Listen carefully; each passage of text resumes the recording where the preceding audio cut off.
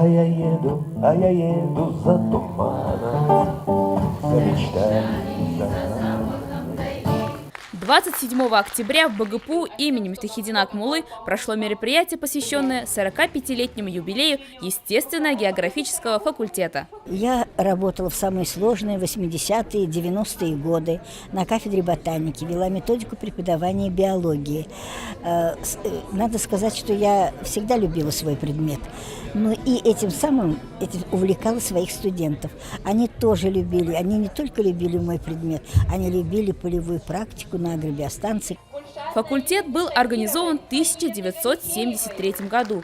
Первым деканом являлась Дилара Мулаяновна, тогда старший преподаватель, сейчас доктор биологических наук, профессор, член-корреспондент Академии наук Республики Башкортостан. Служу родному университету. Поздравить свой факультет с юбилеем пришли ветераны педагогического труда, сотрудники, преподаватели, выпускники разных лет и студенты. Одним из почетных гостей стал Ираиль Мирваевич, выпускник ЕГФ 1978 года.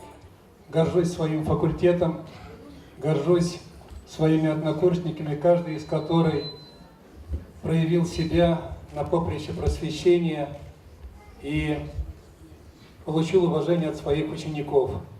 Также выступил со словами поздравления и Камиль Зиганшин, председатель регионального отделения Русского географического общества, заслуженный работник культуры, писатель, путешественник и частый гость на факультете. Красочный концерт подготовили студенты и творческие коллективы университета. ЕГФ можно назвать самым романтичным факультетом.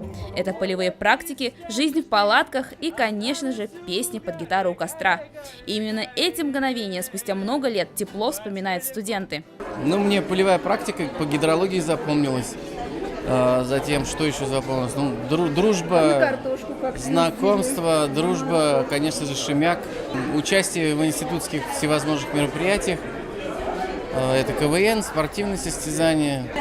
Очень с теплотой, с большой вспоминаем все эти наши годы студенчества.